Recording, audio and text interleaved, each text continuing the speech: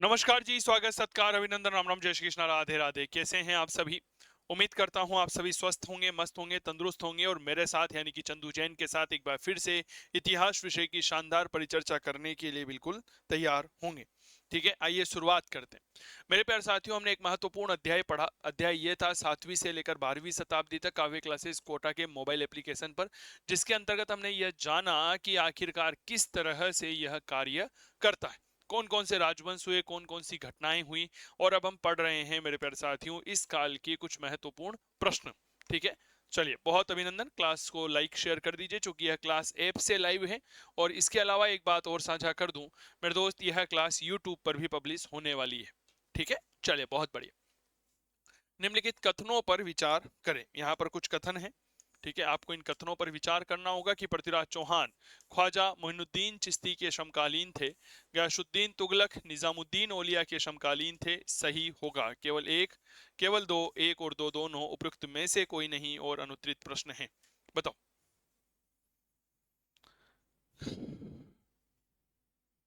यहाँ पर कुछ राजा हैं, कुछ सूफी संत हैं। सर याद रखना, पृथ्वीराज चौहान ख्वाजा मोइनुद्दीन चिश्ती के समकालीन थे और गयासुद्दीन तुगलक निजामुद्दीन औलिया के समकालीन थे। दोनों ही बिल्कुल सही जवाब होंगे। क्या ये बात क्लियर हो गई? आप याद रखिएगा, ख्वाजा मोइनुद्दीन चिश्ती साहब जो है मोहम्मद गोरी के साथ भारत आए थे, पता होगा। और पृथ्वीराज चौहान के समय भारत आए, और जब भारत आए तो इन्होंने अजमेर को अपना कार्य क्षेत्र बनाया। और उधर निजामुद्दीन औलिया जो है, इनका मनमुटाव हो गया था। किसके साथ मनमुटाव हो गया था? तो याद रखिएगा, यह मनमुटाव हो गया था कहीं ना कहीं गयासुद्दीन तुगलक के बाद।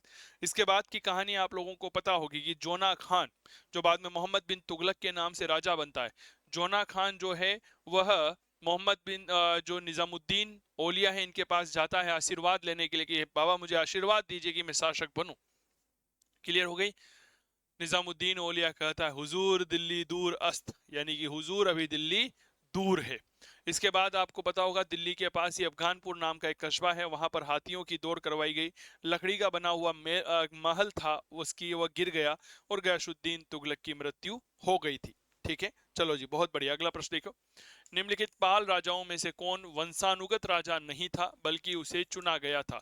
सर प्रश्न देखिए, बहुत गजब का प्रश्न है।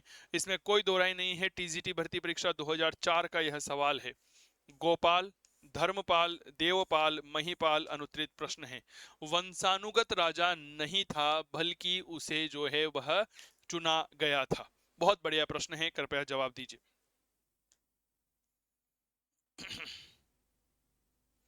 वंशानुगत राजा नहीं था अपितु से चुना गया था। यह गोपाल था, जो बंगाल के पाल राजवंश का संस्थापक था। और दोस्त, संस्थापक जो होगा यह वंशानुगत राजा थोड़ी होगा, जनता ने ही इसे चुनकर के गद्दी पर बैठाया था। पाल वंश का संस्थापक कौन था? गोपाल, धर्मपाल, देवपाल, विग्रहपाल, अनुत्तरित प्रश्न। रिपीटेड सवाल है, पाल वंश का संस्थापक गोपाल था सर। क्या ये बात क्लियर हो गई?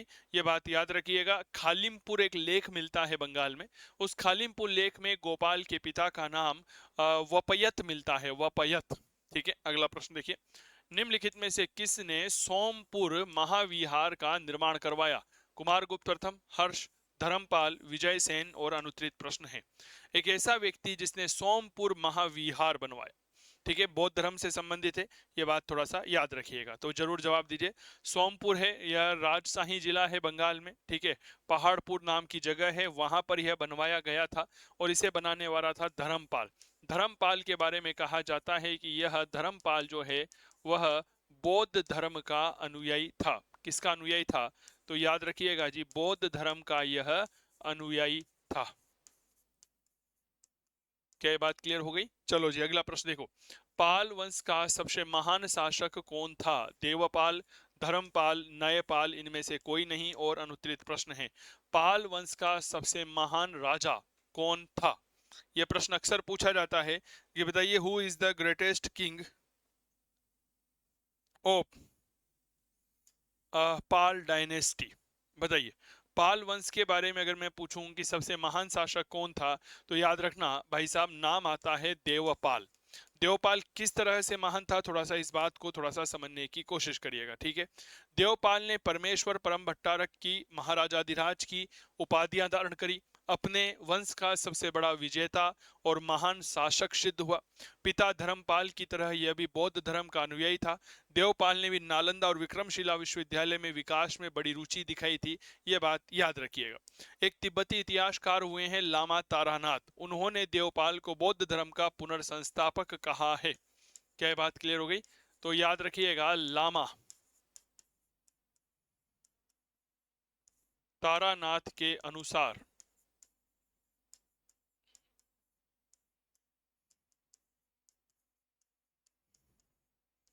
देवपाल बौद्ध धर्म का पुनर्संस्थापक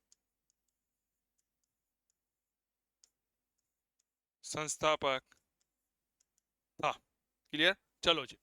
बंगाल के शासकों के विरुद्ध किस कृषक समुदाय ने विद्रोह किया? जाटों ने, गुर्जरों ने, केवर्त ने, डोम ने? अनुत्तरित प्रश्न है।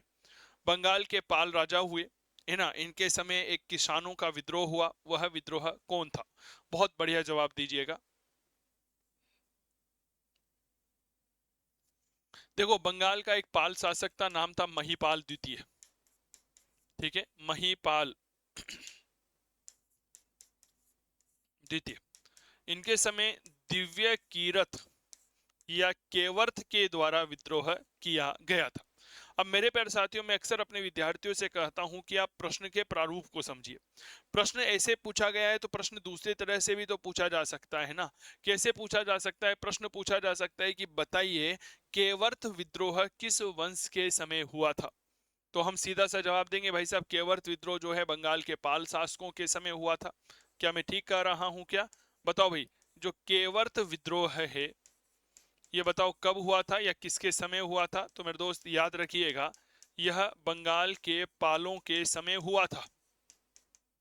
बंगाल के पालों के समय क्या हुआ था जी? केवर्त विद्रोह हुआ था। पाल वंश का सबसे महान शासक कौन था? देवपाल, धर्मपाल, नयापाल? इनमें से कोई नहीं। अनुत्तरित प्रश्न है। पाल वंश का सबसे महान शासक जो है वह किसे माना जाता है? रिपीटेड सवाल है, थोड़ी देर पहले भी आया था, याद रखिएगा जी, देवपाल को माना जाता है। विक्रमशिला महाविहार की स्थापना करवाई गई थी पुष्यभूति वंश के द्वारा। ठीक है, वर्मन वंश, पाल वंश, सेन वंश? अनुत्तरित प्रश्न है, बताइए। पाल वंश की जो स्थापना, सॉरी, विक्रमशिला महाविहार है, इसकी स्थापना किसके द्वारा करवाई गई थी? ठीक है, कहा जाता है इसकी स्थापना जो है वह पाल शासक धर्मपाल के द्वारा करवाई गई थी, तो यह पाल वंश की देन मानी जाती है। अब अगला प्रश्न, विक्रमशिला जो महाविहार है यह कहाँ है? उज्जैनी में, तक्षशिला में, नालंदा में, भागलपुर में? अनुत्तरित प्रश्न है, बताओ विक्रमशिला जो महाविहार है यह कहाँ पर है? हमारे भारत के इतिहास में शिक्षा के कुछ बड़े प्रसिद्ध केंद्र रहे हैं। बिहार में नालंदा विश्वविद्यालय रहा, तक्षशिला पाकिस्तान में जो है जिसे टेक्सला कहा जाता है वर्तमान में, तो वहां पर तक्षशिला रहा। ठीक है, गुजरात में वल्लभी रहा। बिहार के भागलपुर में जो है वह आपके विक्रमशिला विश्वविद्यालय रहा। यह ऐसे विश्वविद्यालय थे जहां पर पढ़ने के लिए भारत के ही नहीं अपितु विदेशों के भी छात्र जो है वह आया करते थे। तो यह भागलपुर में पड़ता है। और भागलपुर कहां पर है? तो याद रखिएगा जी, यह आपके बिहार में है। अगला प्रश्न, निम्नांकित में से कौन सी जगह मध्यकालीन भारत में बुंदेलखंड के चंदेलों की राजधानी थी? महोबा, खजुराहो, उत्तरपुर, झांसी? और अनुत्तरित प्रश्न है। एक ऐसी जगह है जो मध्यकालीन भारत में बुंदेलखंड के चंदेलों की राजधानी हुआ करती थी। जवाब दीजिए, जरूर साझा करिएगा।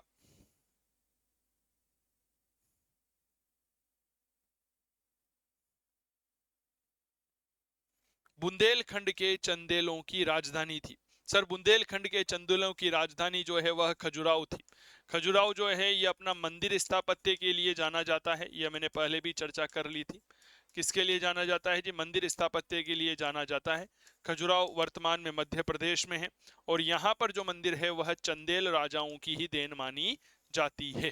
ठीक है, धंग नाम का एक राजा हुआ जिसने यहाँ पर काफी बड़े बड़े मंदिरों का निर्माण करवाया था। इन चीजों को थोड़ा सा याद रखिएगा। ठीक है, इसी जो बुंदेलखंड है इसे ही जैजाक भुक्ति का चंदेल राजवंश भी कहते हैं। क्या कहते हैं भैया? तो मेरे दोस्त याद रखिएगा, डेट्स कॉल जेजाक भुक्ति का चंदेल वंश कहा जाता है।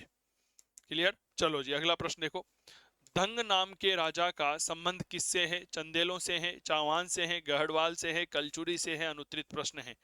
धंग नाम के राजा का संबंध किस वंश से है? बहुत बढ़िया प्रश्न है, कृपया जवाब साझा करिएगा। बताइए, धंग नाम के राजा का जो है वह संबंध है, शैव धर्म से संबंधित है यह दंग नाम का राजा। इसे कालंझरा अधिपति भी कहा जाता है। दंग शैव धर्म से संबंधित है, कालंझरा अधिपति की उपाधि से सम्मानित किया जाता है और यह चंदेल राजवंश का बहुत प्रसिद्ध राजा हुआ है। क्या ये बात क्लियर हो गई? खजुराहो से राजा धंग का एक अभिलेख भी हमें मिलता है। अगला, चंदेल साम्राज्य का जेजाक भुक्ति नाम किस चंदेल राजा के नाम पर पड़ा है? सर याद रखिएगा, जल शक्ति, विजय शक्ति, नन्नुक, हर्ष और अनुत्तरित प्रश्न है। चंदेल साम्राज्य का नाम जेजाक भुक्ति नाम किस चंदेल राजा के नाम से उत्पन्न हुआ है? बहुत बढ़िया प्रश्न है, बताइए। ये पीजीटी भर्ती परीक्षा 2013 का सवाल है, ये बात थोड़ा सा याद रखिएगा। देखिए क्या हुआ, नन्नुक नाम का राजा था, इसका एक पोता था जिसे हम जेजाक कहा करते थे, जेजाक कहा करते थे। इसी का नाम हमें मिलता है जेजा शक्ति, ठीक है, और इसी को कुछ जगहों पर जल शक्ति के रूप में भी माना गया है। क्लियर हो गई? तो यह होता है जल शक्ति, इसी के नाम पर पोता था ये नन्नुक का। क्लियर हो गई? इसी के नाम पर मेरे प्यारे साथियों इस वंश का नाम जेजाक भुक्ति का चंदेल राजवंश रखा। इसी को हम प्रेम से बुंदेलखंड कहते हैं, है ना। और आपको ये पता होगा कि बुंदेलखंड जो है, एक बार एक सवाल पूछा गया था, मुझे याद आ रही है, मध्य प्रदेश शायद टीजीटी में पूछा गया था, काफी बरसों पहले की बात है, कि बताइए बुंदेलखंड की यात्रा कौन से धर्म में लोकप्रिय होती है? बताइए साहब। अब बुंदेलखंड में जो राजा हुए हैं इन्होंने तो शैव धर्म को संरक्षण दिया है, लेकिन बुंदेलखंड की जो यात्रा होती है ना, वह यात्रा जैनियों से जुड़ी हुई है। क्या ये बात क्लियर हो गई? किससे जुड़ी हुई है? जैनियों से जुड़ी हुई है। करकोट वंश का शासन था कामरूप में, कश्मीर में, कलिंग में, नालंदा में? अनुत्तरित प्रश्न है। एक प्रश्न है जी, करकोट वंश का जो शासन है यह कहां पर हुआ करता था? बताइए। जब हम कश्मीर का इतिहास पढ़ते हैं तो कश्मीर के इतिहास में कुल मिलाकर के 4 राजवंश पढ़ते हैं, जिसमें 3 हमारे लिए महत्वपूर्ण हैं, करकोट, उत्पर और लोहार। लेकिन करकोट राजवंश के पहले गोनंद राजवंश यहां पर हुआ करता था और उसका अंतिम शासक था बाला द्वितीय। बाला द्वितीय की हत्या 7वीं शताब्दी में दुर्लभ वर्धन के द्वारा कर दी जाती है और करकोट राजवंश की स्थापना की जाती है। तो जब आप कश्मीर पढ़ते हो, कश्मीर के 4 राजवंश, 3 हम पढ़ते हैं जो हमारे लिए महत्वपूर्ण है। सबसे पहला नाम आता है गोनंद राजवंश, इसका अंतिम शासक बाला द्वितीय था। 7वीं शताब्दी में उस बाला द्वितीय की हत्या दुर्लभ वर्धन के द्वारा कर दी जाती है और करकोट वंश की स्थापना होती है। क्लियर बात? हाँ जी, हाँ ठीक है। क्या ये बात क्लियर हो गई? चलिए, अब गोनंद के बाद अगला जो महत्वपूर्ण गद्दी पर बैठा उसे हम करकोट कहते हैं। करकोट के बाद गद्दी पर बैठा उत्पल, और उत्पल के बाद गद्दी पर बैठा जी लोहार। क्लियर हो गई? गोनंद जो राजवंश है इसका जो अंतिम शासक है कौन है? याद रखना, अंतिम शासक है। इस अंतिम शासक को हम कहते हैं बाला द्वितीय। इस बाला द्वितीय की जो हत्या है वह हत्या की गई 7वीं शताब्दी में। कब हत्या करी? तो भाई साहब वह 7वीं शताब्दी में हत्या कर दी, और हत्या करने वाला था दुर्लभ वर्धन। बताओ कौन था भैया? दुर्लभ, दुर्लभ वर्धन था जिसने इसकी हत्या कर दी थी। क्लियर हो गई? और इस प्रकार कश्मीर में अलग अलग राजवंशों की स्थापना होती है। कश्मीर में जो है ना मेरे दोस्त 4 राजवंश हुए हैं। गोनंद राजवंश हुआ है, करकोट हुआ है, उत्पल हुआ है और लोहार हुआ है। क्लियर हो गई ना बात? अगला प्रश्न देखो, दिद्दा, रानी दिद्दा किस राज्य की प्रसिद्ध रानी थी? एक नाम याद रखना, रानी दिद्दा। इतिहास में कुछ रानियां बड़ी प्रसिद्ध हुई है सर। ठीक है ना। कश्मीर, विदर्भ, उड़ीसा, असम अनुत्तरित प्रश्न है। जैसे चंद्रगुप्त मौर्य की रानी हेलेना, क्या मैं ठीक कर रहा हूं क्या, बड़ी प्रसिद्ध हुई है। इसके बाद अगर मैं थोड़ी सी और चर्चा करता हूं तो चंद्रगुप्त प्रथम की रानी हुई है कुमार देवी, बड़ी महत्वपूर्ण रानी हुई है। ठीक है, जिसके बारे में हम इतिहास में पढ़ते हैं कि वो भारतीय इतिहास की पहली महिला थी जिसके नाम से सिक्के जारी किए गए थे। ठीक है, कश्मीर की रानी हुई दिद्दा। ठीक है, यह बात थोड़ा सा याद रखिएगा, रानी दिद्दा बहुत महत्वपूर्ण रानी हुई है। रानी दिद्दा अपने नाम से सिक्के जारी किए थे इसने, और यह उत्पल राजवंश का जो राजा था नाम था क्षेमेंद्रगुप्त, उसकी पत्नी थी। उसकी पत्नी की उसके यानी कि क्षेमेंद्रगुप्त की मृत्यु होने के बाद यह संरक्षिका बनती अपने पुत्र अभिमन्यु की, और मेरे दोस्त 980 से लेकर 1003 ईस्वी तक शासन करती है रानी दिद्दा। तो रानी दिद्दा के बारे में जो बातें आपको याद रखनी है वह ये रहेगी कि उत्पल वंश के क्षेमेंद्रगुप्त की पत्नी थी। क्षेमेंद्रगुप्त की मृत्यु हुई, शासक बना अभिमन्यु।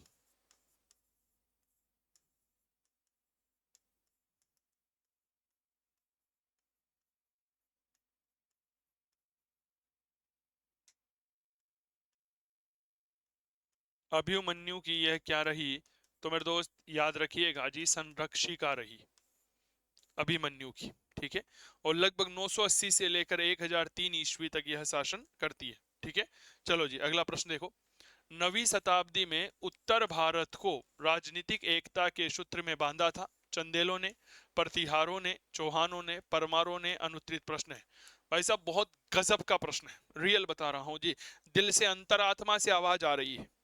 क्या ये बात क्लियर हो गई? स्वागत है दीपक, सरिता, मुकेश जुड़ चुके हैं हमारे बीच में, नीलेश बाबू हैं, पूजा जी हैं, अभिनंदन भाई, वेरी गुड। आज थोड़ा विलंब से आए हैं आप लोग, हो जाता है कभी कभी। देखो जी भारत में जो है ना, पाव आधा किलो अगर लेट सेट आ जाओ तो बढ़िया रहता है। क्या मैं ठीक कर रहा हूँ क्या? अगर लेट सेट नहीं आओ तो मजा नहीं आता है, सही बता रहा हूँ। फैक्ट बात बता रहा हूँ जी, दिल पे भाटा मेल के बता रहा हूँ, झूठ नहीं बोल रहा। थोड़ा सा लेट आओगे तो इज्जत बनी रहती है प्रतिहारों ने। देखो मामला क्या था, हर्षवर्धन की मृत्यु हो जाती है 647 ईस्वी। सम्राट हर्षवर्धन की मृत्यु के बाद भारत में राजनीतिक अस्थिरता का दौर प्रारंभ होता है। उस समय उसकी राजधानी कन्नौज को लेकर के तीन शक्तियों में विवाद होता है, गुर्जर प्रतिहार, दक्षिणी भारत के जो हैं राष्ट्रकूट, और बंगाल के पाल। त्रिपक्षीय संघर्ष में अंततः गुर्जर प्रतिहार जीत जाते हैं, और इसके बाद इन्होंने उत्तर भारत की शक्ति को नियंत्रित करना शुरू कर दिया। क्या ये बात क्लियर हो गई? नागभट्ट द्वितीय ने प्रतिहार साम्राज्य की जड़ों को जमाते हुए वास्तविक रूप से एक विशाल साम्राज्य का निर्माण किया। ठीक है, मिहिर भोज ने प्रतिहार साम्राज्य को राजनीतिक मंच प्रदान किया, सैनिक योग्यता को शक्तिशाली बनाया। यह मिहिर भोज वही है जिसने ग्वालियर प्रशस्ति की रचना की थी। क्लियर? चलो जब थोड़ा सा आगे बढ़े, एक बार उसके पहले प्रचार प्रसार हो जाए, क्योंकि क्लास यूट्यूब पर भी जाएगी। देखो भाई साहब प्रचार प्रसार बहुत जरूरी है जी, उसके बिना कुछ नहीं है। मेरे प्यारे साथियों, इस समय काव्य क्लासेस कोटा आप सबके लिए स्वतंत्रता दिवस और रक्षाबंधन की शुभकामनाओं के साथ एक बेहतरीन ऑफर लेकर के आया है, जो आपके 14 अगस्त 21 से 21 अगस्त 2024 तक रहेगा। कब से कब तक रहेगा? 14 अगस्त से 21 अगस्त 2024 तक रहेगा। इतिहास का यह कोर्स है, फर्स्ट ग्रेड और पीजीटी का। ठीक है, ऑनलाइन कोर्स उपलब्ध है, संपूर्ण इतिहास का ऑनलाइन कोर्स केवल और केवल 2999 में। वैसे इसकी फीस 7999 है, पर अभी डिस्काउंट ऑफर के बाद इसकी फीस जो है वह केवल और केवल 2999 रह जाएगी। लाइव क्लास है, संपूर्ण पाठ्यक्रम, पैनल पीडीएफ है, टेस्ट सीरीज है, टॉपिक वाइज नोट्स है, और डाउट क्लियरिंग सेशन है। तो फिर देरी किस बात की, आज ही आप डाउनलोड कर सकते हैं काव्य क्लासेस कोटा का मोबाइल एप्लीकेशन।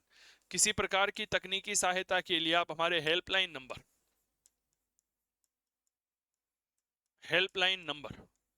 8802060952 पर संपर्क कर सकते हैं।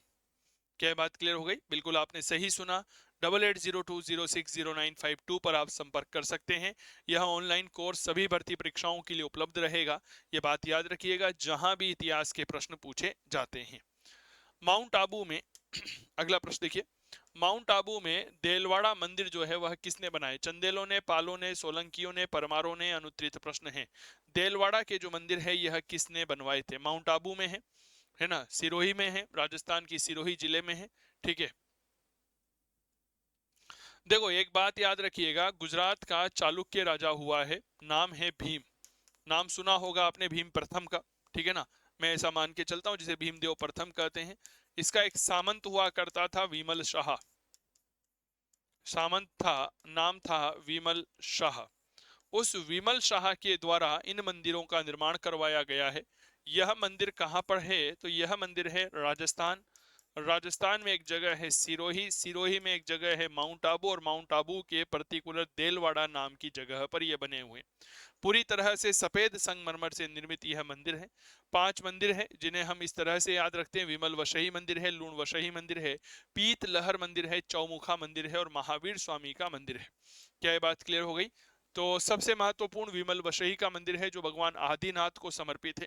ये बात थोड़ा सा महत्वपूर्ण है। क्लियर? चलो अगला प्रश्न देखिए, माउंट आबू के देलवाड़ा मंदिरों का निर्माण किसने करवाया? पाल शासकों ने, चंदेलों ने, सोलंकियों ने, राष्ट्रकूटों ने? अनुत्तरित प्रश्न है। माउंट आबू के देलवाड़ा में मंदिर जो है इनका निर्माण किसने करवाया था? बताओ। माउंट आबू में जो मंदिर बने हुए हैं इनका निर्माण किसने करवाया था? याद रखिएगा जी, सोलंकियों ने। सोलंकियों को ही क्या कहा जाता है? तो याद रखिएगा, चालुक्य कहा जाता है। अगला प्रश्न, देलवाड़ा के प्रसिद्ध जैन मंदिरों का निर्माण करवाया? परमारों ने? ये रिपीटेड प्रश्न आ रहा है, सोलंकियों ने करवाया था भैया, है ना। दिल्ली शहर का निर्माण करवाया? महेंद्रपाल, अनंगपाल, धर्मपाल, जयपाल? अनुत्तरित प्रश्न है। दिल्ली शहर, दिल्ली का कहा जाता था इसे, ठीक है, पहले क्या कहा जाता था? दिल्ली का कहा जाता था। इसका निर्माण किसने करवाया था? थोड़ा सा बताएं। क्लास पसंद आ रही हो ना तो इसे शेयर करना मत भूलिएगा। It's a humble request to all of you my dear friends. Sir याद रखिएगा, दिल्ली का या दिल्ली जो है इसका निर्माण अनंगपाल ने करवाया था, और यह अनंगपाल जो है वह तोमर वंश का राजा था। तोमर वंश का क्या था? शासक था। अगला प्रश्न, कंदरिया महादेव का मंदिर बनवाया? प्रतिहारों ने, राजपूतों ने, पालों ने, चंदेलों ने? अनुत्तरित प्रश्न। भाई साहब, कंदरिया महादेव जो है यह एक महत्वपूर्ण मंदिर है भारतीय मूर्ति कला के दृष्टिकोण से, क्योंकि है ना, कई सारी बहुत बेहतरीन प्रतिमाएं यहाँ पर विराजमान है। मूल रूप से यह जो इसका प्रवेश द्वार है वह कंदरा या गुफा के समान है, इसीलिए इसे कंदरिया महादेव का मंदिर कहा जाता है। क्या ये बात क्लियर हो गई? मध्य प्रदेश के छतरपुर जिले में है, चंदेल राजा विद्याधर ने इसका निर्माण करवाया था। तो ये चंदेलों ने है। मूल रूप से कहां पर है? तो याद रखिएगा, खजुराहो में है। ठीक है, और निर्माण किसने करवाया था? विद्याधर ने करवाया था। याद रखिएगा, इस मंदिर का जो प्रवेश द्वार है, प्रवेश द्वार जो है वह गुफा, गुफा को ही क्या कहते हैं? कंदरा कहते हैं। इस कंदरा के समान है, इसीलिए इसे क्या कहते हैं? तो याद रखिएगा जी, कंदरिया महादेव कहते हैं। ठीक है, अब एक प्रश्न एक बार पूछा गया। प्रश्न क्या पूछा गया कि बताओ साहब, यह जो कंदरिया महादेव का मंदिर है यह क्यों लोकप्रिय है? तो कंदरिया महादेव का जो मंदिर है, बेसिकली इसमें मिथुन रथ प्रतिमाएं बनाई गई है। अब आप कहोगे सर ये मिथुन रथ क्या है, हिंदी के शब्दों का ज्यादा प्रयोग कर रहा है क्या मास्टर तू? भाई साहब, मैं प्रयोग नहीं कर रहा, मैं समझाने की कोशिश कर रहा हूं। इसका तात्पर्य है कि यहाँ पर जो मूर्तियां बनी हुई है वह कौन सी है? तो याद रखना जी, अश्लील मूर्तियां बनी हुई है, यानी कि यह अश्लील मूर्तियों के लिए जाना जाता है। इन मूर्तियों को क्या कहा जाता है? इन मूर्तियों को मिथुन रथ प्रतिमाएं कहा जाता है। क्लियर हो गई? क्या कहा जाता है? मिथुन रथ प्रतिमाएं कहा जाता है। क्लियर हो गई? और गर्भगृह के अंदर अगर आप प्रवेश करते हैं तो संगमरमर से बना हुआ शिवलिंग हमें यहाँ पर देखने को मिलता है। खजुराहो का प्रसिद्ध कंदरिया महादेव का मंदिर किसने बनवाया? विद्याधर ने, यशोवर्मन, धंग, कृष्ण? अनुत्तरित प्रश्न है, बताओ।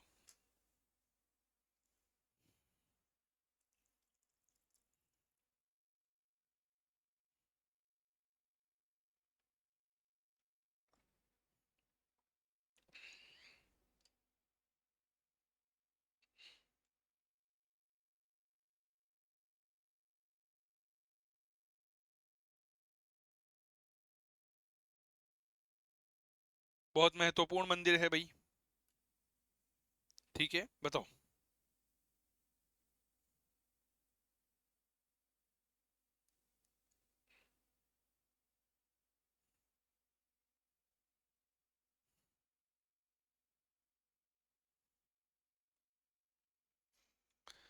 सर याद रखना, यह मंदिर विद्याधर ने बनाया। और यह विद्याधर कौन था? तो यह था जी चंदेल शासक। अगला प्रश्न, खजुराहो का चित्रगुप्त मंदिर जो है वह किस देवता को समर्पित है? ब्रह्मा, सूर्य, शिव, विष्णु? अनुत्तरित प्रश्न है। खजुराहो में एक मंदिर बना हुआ है जिसे हम कहते हैं चित्रगुप्त मंदिर, बड़ा प्रसिद्ध मंदिर है सर। ठीक है ना? यह किसे समर्पित है? बताओ। देखिए साहब, यह सूर्य भगवान को समर्पित है। और यह खजुराहो मंदिर की जो शैली है ना, बड़ी गजब की, निरंधार शैली में बना हुआ है। किस शैली में बना हुआ है? तो याद रखना जी, यह बना हुआ है निरंधार शैली में।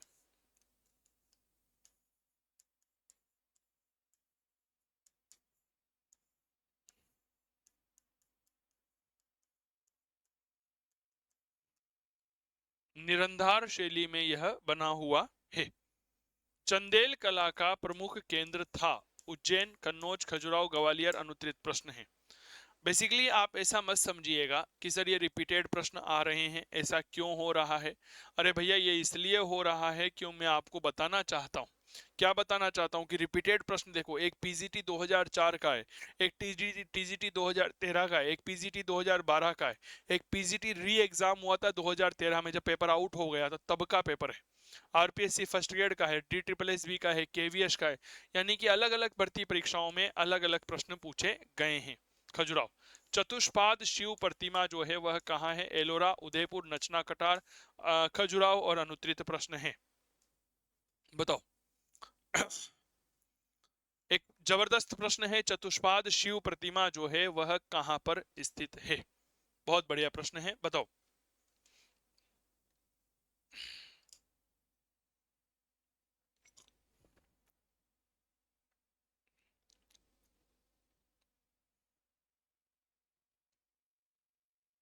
चतुष्पाद शिव प्रतिमा सर याद रखिएगा, यह आपके खजुराहो में होगी। निम्नलिखित में से कौन सा राजकोष राजवंश त्रिकोणीय संघर्ष में शामिल नहीं था? राष्ट्रकूट, पाल, प्रतिहार? इनमें से कोई नहीं। अनुत्तरित प्रश्न है। बताओ। एक ऐसा राजवंश जो त्रिपक्षीय संघर्ष में शामिल नहीं था। बहुत बढ़िया प्रश्न है, बताओ। देखो, त्रिपक्षीय संघर्ष जो है ना, सबसे पहले तो ये बात याद रखिएगा, सम्राट हर्षवर्धन की मृत्यु होती है, अभी थोड़ी देर पहले हमने चर्चा की थी। इस हर्षवर्धन की मृत्यु के बाद, हर्षवर्धन की मृत्यु के बाद कन्नौज को लेकर के लड़ा गया। कन्नौज को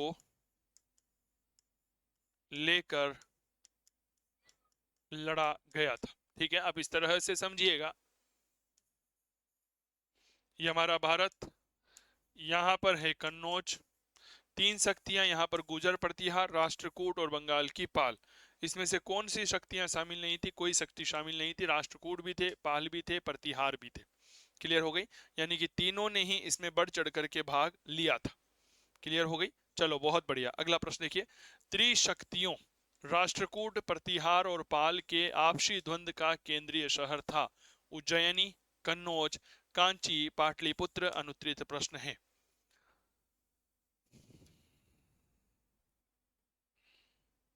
इनके आपसी द्वंद्व का केंद्र बिंदु क्या था? याद रखना, कन्नौज था। ठीक है, लगभग 150 सालों तक चला था।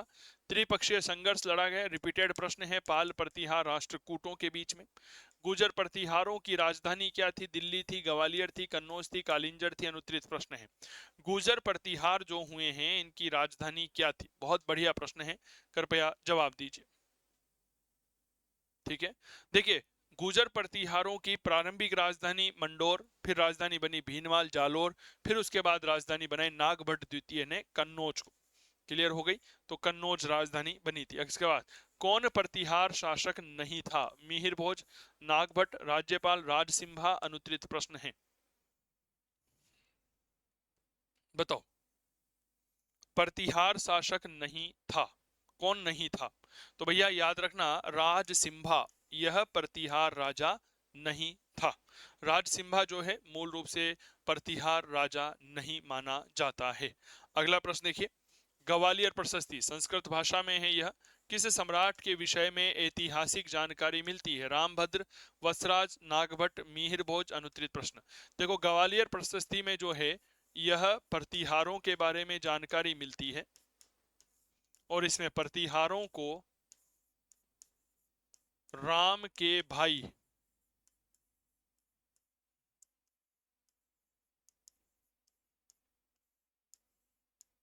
लक्ष्मण की संतान